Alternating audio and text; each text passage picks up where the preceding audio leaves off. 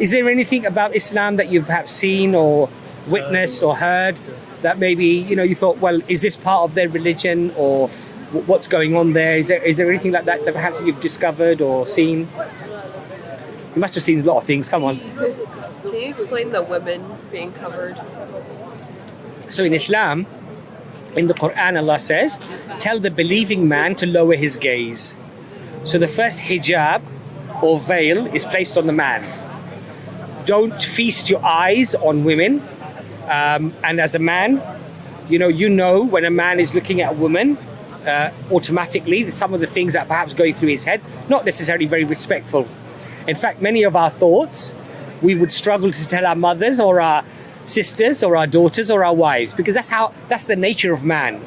That's how we're wired. Okay, so the first hijab, the first a sense of modesty is placed upon the man, and Allah links believing. In other words, if you are a true believer, lower your gaze.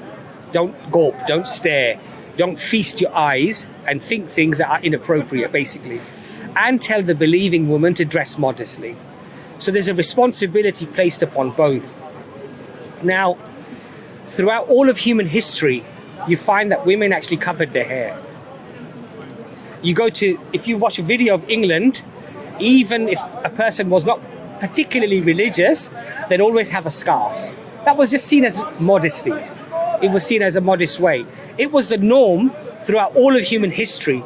It's actually a very modern phenomena, which has become fashionable because of, pop culture and media and everything else, where actually now it's seen perfectly modest not to have your hair covered, and perhaps even dress in clothes that perhaps most of us wouldn't want our daughters to dress in. Let's put it that way, right? And it's seen perfectly okay. But in Islam, this responsibility is placed upon both the man and the woman. By the way, the man has modest dress as well. So he shouldn't wear very figure-hugging clothes. He shouldn't be showing his aura, which is from his navel to his knees. That should always remain covered, especially in public. So there are controls on both. But the woman's hair ultimately is seen as a very, let's say, it's a sign of beauty. That's why women spend many hundreds, if not thousands of dollars on hair treatments and things like, to make her hair look really, really nice, because it's a feature to attract people by. And in Islam, we say that a woman's value is not in the way she looks.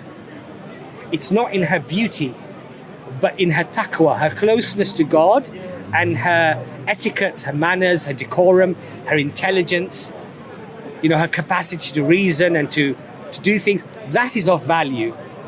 The looks, the outwardly looks, are not what she should be judged by.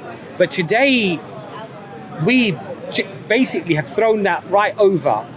A woman now is valued more on how she looks, and often can be more successful, even in the workplace, because of her beauty rather than her ability.